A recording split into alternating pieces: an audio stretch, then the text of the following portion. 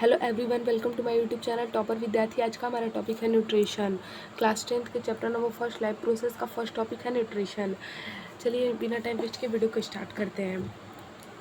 When we walk और ride a bicycle, जब हम टहलते हैं फिर साइकिल चलाते हैं, we are using up energy, हमें एनर्जी की ज़रूरत होती है।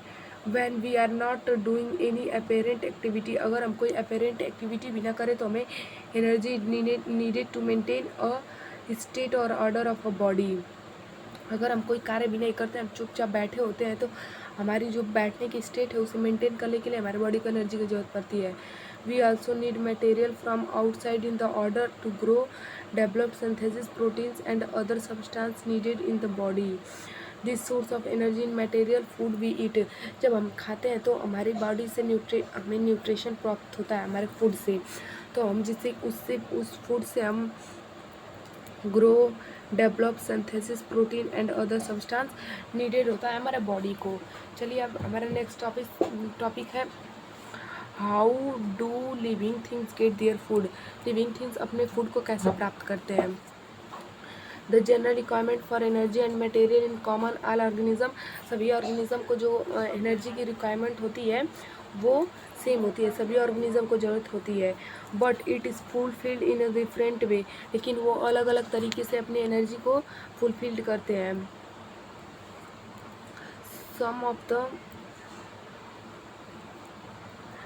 Some organisms use simple food material obtained from inorganic source in the form of carbon dioxide and water।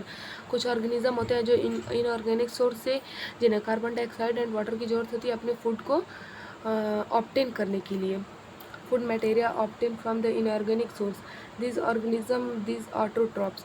तो ऐसे कौन से ऑर्गेनिज्म होते हैं जिन्हें कार्बन डाइऑक्साइड एंड वाटर की ज़रूरत होती है अपने फूड को प्रिपेयर करने के लिए? तो वो ऑर्गेनिज्म होते हैं प्लांट्स। प्लांट जो होते हैं सन से सनलाइट लेते हैं और वाटर सॉइल से लेकर अपने फूड को प्रिपेयर कर लेते हैं, दिस ऑर्गेनिज्म आर ऑटोट्रॉफ्स, जो अपने वो ऑर्गेनिज्म ऑटोट्रॉफ्स होते हैं। ऐसे ऑर्गेनिज्म जो अपना खुद का भोजन बनाए वो ऑटोट्रॉफ्स होते हैं।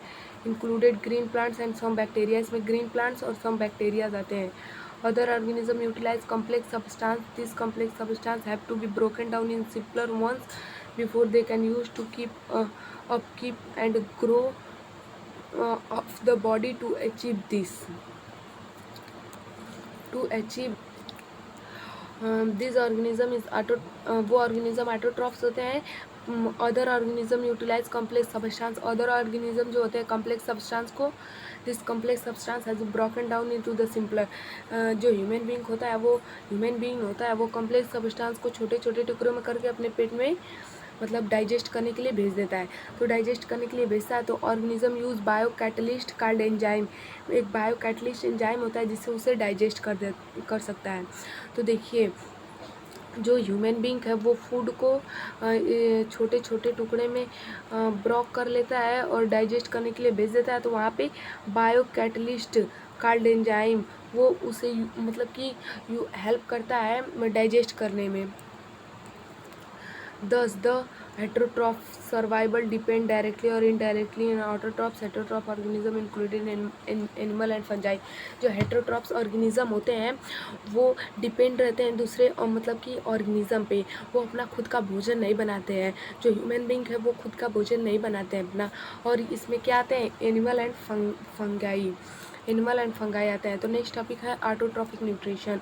Carbon and energy required of the autotrophic organism are fulfilled by photosynthesis.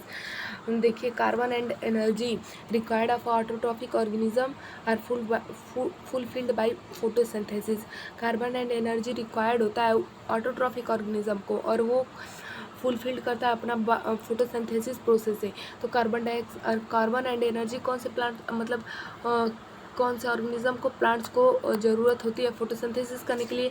It is process by the which autotrophs take in substance from the outside and converted into the store form of energy.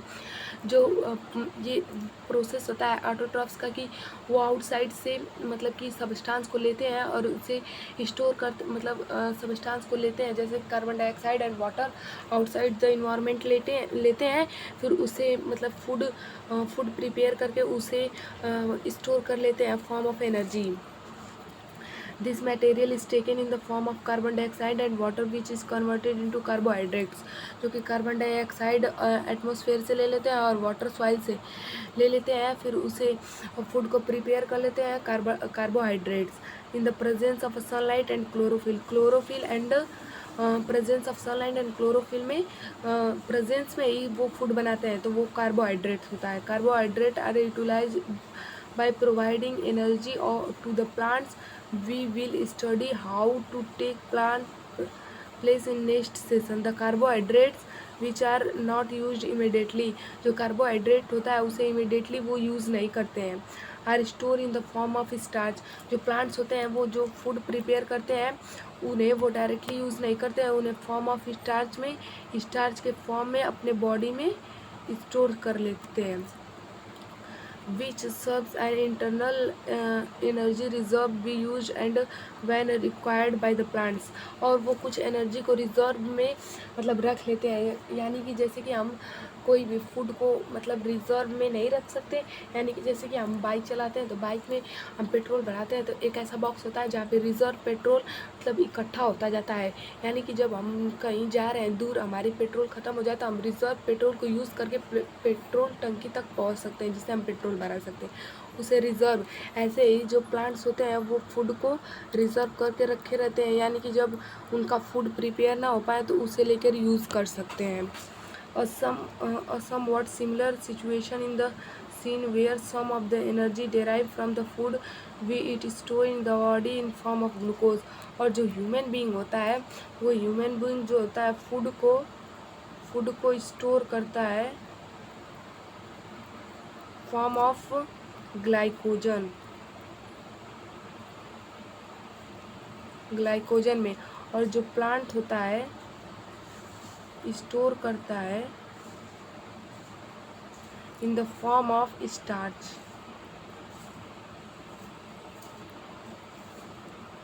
चलिए हम आगे पढ़ते हैं। ये हमारा reaction दिया हुआ है जो कि ये फोटोसिंथेसिस का रिएक्शन है। देखिए ये एटमॉस्फेयर से जो प्लांट्स होते हैं वो एटमॉस्फेयर से CO2 एंड H2O लेते हैं, और वो presence of chlorophyll and sunlight presence of chlorophyll and sunlight C6H12O6 जो कि ग्लूकोज बनाते हैं प्लस 6O2 यानी कि जो ऑक्सीजन होता है वो उसे रिलीज़ कर देते हैं अपने बॉडी से, एंड 6H2O को। अब देखिए ये क्या प्रोसेस है कि जिससे फोटोसिंथेसिस होता है। Absorption of light energy by the chlorophyll. Absorption of light energy होता है, प्लांट्स पहले एब्जॉर्ब करता है light energy by the chlorophylls के द्वारा, यानी कि एक ऐसा सब्सटेंस या फिर केमिकल मान लीजिए कि जिससे मतलब कि जो सनलाइट होती है वो एब्जॉर्ब करे plant by the chlorophyll. Conversion of light energy to chemical energy in the splitting of water molecules into hydrogen and oxygen. जो लाइट एनर्जी होता है उसे कन्वर्ट कर दिया जाता है केमिकल एनर्जी में, एंड स्प्लिटिंग ऑफ वाटर जो वाटर होता है उसे स्प्लिट कर दिया जाता है मॉलिक्यूल्स के फॉर्म में हाइड्रोजन एंड ऑक्सीजन में। Reduction of carbon dioxide to the carbohydrate. Reduction of carbon dioxide होता है। आपको रिडक्शन अभी समझ में नहीं आया, अगर केमिस्ट्री का आपने फर्स्ट चैप्टर पढ़ लिया होगा तो उसमें रिडक्शन एंड ऑक्सीडेशन होता है। Reduction and oxidation namely redox reaction, जिसमें जिस रिएक्शन में रिडक्शन और ऑक्सीडेशन होता है वो रिडॉक्स रिएक्शन होता है। आप केमिस्ट्री के first chapter chemical reaction and equation में पढ़ेंगे। This step needed not take in plant after the other immediately। For example desert plants take a carbon dioxide at night. ये स्टेप आप मतलब कि हर एक प्लांट्स में नहीं कर सकते, लेकिन जो मतलब कि डिज़र्ट प्लांट्स होते हैं उन्हें कार्बन डाइऑक्साइड वो दिन में नहीं लेते, वो रात में लेते हैं। क्योंकि कार्बन डाइऑक्साइड वो रात में इसलिए लेते हैं क्योंकि वो अगर अपना स्टोमेटा ओपन करेंगे, जो स्टोमेटा क्या होता है कि जो लीफ होती है प्लांट्स की लीफ, उस पर छोटे छोटे पोर्स होते हैं। मान लीजिए प्लांट्स की लीफ है तो इस पर ये छोटे छोटे पोर्स होंगे। इस पोर्स स्टोमेटा होता है, और स्टोमेटा जब वो ओपन करेंगे तो उससे कार्बन डाइऑक्साइड को एब्जॉर्ब करेंगे जो प्लांट्स होते हैं। उसी तरफ जो डिजर्ट प्लांट होते हैं वो कार्बन डाइऑक्साइड को मतलब कि मतलब नॉर्मल प्लांट्स होते हैं वो कार्बन डाइऑक्साइड को कभी भी मतलब जब उनको ज़रूरत पड़े तब वो अपना स्टोमेटा ओपन करके कार्बन डाइऑक्साइड को ले सकते हैं। लेकिन जो डिजर्ट प्लांट होते हैं वो अपना कार्बन डाइऑक्साइड रात में लेते हैं, क्योंकि जब वो दिन में अपना स्टोमेटा ओपन करेंगे तो वहाँ से सनलाइट इंटर करेगी, जिससे कि वो इवोपोरेशन ऑफ वाटर होगा। इवोपोरेशन ऑफ वाटर, ऐसे ही डिजर्ट प्लांट के पास वाटर कम होता है। अगर वो दिन में अपना स्टोमेटा ओपन कर देंगे तो और भी वाटर लॉस हो जाएगा, जिसके कारण वो प्लांट सूख जाएगा। तो इसीलिए वो कार्बन डाइऑक्साइड रात में ले लेते हैं। And prepare intermediate which is act upon the energy absorb by the chlorophyll during the day. जब डे होता है तो वहाँ पे वो थोड़ी सी स्टोमेटा को ओपन करके सनलाइट एब्जॉर्ब करके अपना फूड प्रिपेयर कर लेते हैं और क्लोरोफिल को यूज़ करके। Let us how each of the components of a above reaction is necessary for photosynthesis. If you carefully observe a cross section of a leaf under the microscope, अगर आप plants के मतलब एक पत्ती है, ये पत्ती है, ये लीफ है, आप यहाँ से इसको कट कर देंगे तो आप यहाँ से देखेंगे कि एक लीफ कैसी हो जाएगी, ऐसी। जब ऐसी हो जाएगी तो यहाँ पे देखेंगे आप, तो यहाँ पे क्रॉस सेक्शन होता है। जब हम माइक्रोस्कोप से देखते हैं तो यहाँ पे आपको ग्रीन कलर के छोटे छोटे डॉट्स दिखेंगे। यहाँ पे ग्रीन कलर के छोटे छोटे डॉट्स दिखेंगे। This green dots are called cell organelles, वो सेल ऑर्गेनेल्स होते हैं। And called chloroplast which contain in chlorophyll, जो क्लोरोफिल होता है मतलब क्लोरोप्लास्ट जो होता है उसमें कंटेन रहता है chlorophyll. Let us do the activity which demonstrated that chlorophyll is essential for photosynthesis। ये एक्टिविटी दी है और इस एक्टिविटी में बताया गया है कि जो क्लोरोफिल है वो कैसे इसेंशियल है प्लांट्स के लिए। ये एक्टिविटी तो हम आपको यहाँ पे नहीं करवा सकते, लेकिन आप यूट्यूब पे जाके सर्च करके ये एक्टिविटी देख सकते हैं। लेकिन हम एक ऐसा सेशन भी लेकर आएंगे जिसमें चैप्टर फर्स्ट के पूरी एक्टिविटी को करवाएंगे। तब तक के लिए आप यूट्यूब से देख सकते हैं।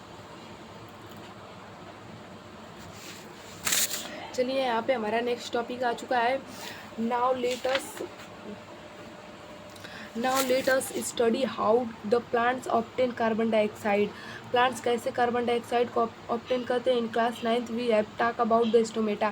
क्लास 9th में आपने स्टोमेटा के बारे में पढ़ा होगा, लेकिन आपको पहले ही मैंने स्टोमेटा के बारे में बता दिया है कि जो लीफ होते हैं उस पर छोटे छोटे डॉट्स होते हैं, पोर लाइक स्ट्रक्चर होते हैं, यानी कि छोटे छोटे छिद्र होते हैं, उसी को हम लोग स्टोमेटा कहते हैं।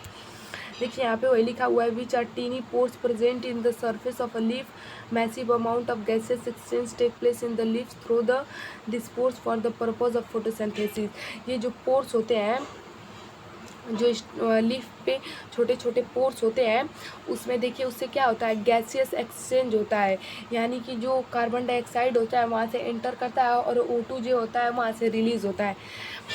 massive amount of gaseous exchange take in place through the pores of a purpose of a photosynthesis। Photosynthesis के पर्पज़ के लिए, देखिए फोटोसिंथेसिस के पर्पज़ के लिए आपको कार्बन डाइऑक्साइड मतलब प्लांट्स को कार्बन डाइऑक्साइड की ज़रूरत पड़ेगी, तो वो अपने पोर्स लाइक स्ट्रक्चर होते हैं स्टोमेटा, उसको ओपन करेगा और वहाँ से कार्बन डाइऑक्साइड को एब्जॉर्ब करेगा। कार्बन डाइऑक्साइड को ऑब्जर्व करने के बाद वो फूड प्रिपेयर करेगा। फूड प्रिपेयर करने के बाद जब वो ऑक्सीजन को मतलब रिलीज़ करेगा तो थ्रू द स्टोमेटा रिलीज़ कर देगा। But it is important that note there exchange of gases occur across the surface of a steam, roots and leaf, but it is important to note here the exchange of gases occur across the surface of steam। ये बस मतलब कि leaf से नहीं होता है, मतलब कुछ अमाउंट ऑफ स्टीम से भी ये प्रोसेस हो सकता है, जो गैसेस एक्सचेंज होते हैं, और रूट से भी हो सकता है। Since large amount of water can also be lost through this stomata. ये अपने स्टोमेटा को मतलब ज़्यादा समय तक ओपन नहीं रखते, क्योंकि इससे उनके जो वाटर होते हैं वो लॉस हो जाएंगे। The plant closing the pores when it does not needed carbon dioxide. जब उन्हें कार्बन डाइऑक्साइड की ज़रूरत नहीं पड़ती है फोटोसिंथेसिस करने के लिए, तो वो अपना स्टोमेटा को मतलब कि क्लोज करके रखते हैं। The opening and closing of a stomata pores in function of guard cells. आपको ये स्ट्रक्चर दिख रहा होगा, जो ये स्टोमेटा का मतलब फिगर है। ये जो येलो कलर के आपको दिख रहे होंगे दो बीन लाइक स्ट्रक्चर, देखिए बीन लाइक स्ट्रक्चर जो दो दिख रहे होंगे, ये स्टोमेटा है, ये गार्ड सेल है। यहाँ पे ओपनिंग गार्ड सेल है, यहाँ पे क्लोज गार्ड सेल्स है। देखिए यहाँ पे बताया जा रहा है कि the opening and closing of pores of a function of guard cells. The guard cells swells when water flows into them. जब इसमें वाटर फ्लो करेगा, यानी कि जब इसमें पानी भर जाएगा, तो जब इसमें पानी भर जाएगा तो क्या होगा, ये जो गार्ड सेल्स रहेंगे वो स्वेल हो जाएंगे, यानी कि वो फूल जाएंगे। And causing the stomata pores to open. अगर स्टोमेटा ओपन हो गया किसी कारण से, तो इवोपरेशन ऑफ वाटर हो जाएगा। तो जब वाटर ख़त्म हो जाएगा, वहाँ से वाटर ख़त्म हो जाएगा। Similarly the pores close the guard cells ring. जब वहाँ से वाटर मतलब लॉस हो जाएगा, तो वो जो गार्ड सेल्स होते हैं वे श्रिंक हो जाएंगे। और ये एक्टिविटी दी हुई है कि मतलब कि कैसे यहाँ से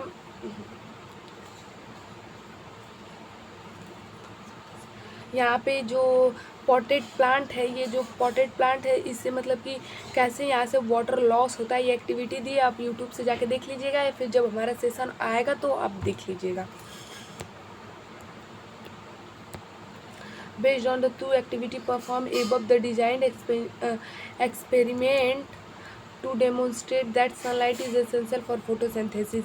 यहाँ पे कैसे बताया गया है कि जो सनलाइट है वो एसेंशियल है फोटोसिंथेसिस के लिए। So far we have talked about the autotrophs meet their energy requirements, but they also needed other raw material for building their body. जो होता है कि एनर्जी की भी ज़रूरत होती है प्लांट्स को, लेकिन और भी कुछ मटेरियल की ज़रूरत होती है जिससे कि वो अपने बॉडी को बिल्डअप कर सके। Water used in photosynthesis. Water use होता है photosynthesis and taken up the from the soil by the roots and terrestrial plants. Other material like nitrogen, phosphorus, iron and magnesium are taken up from the soil.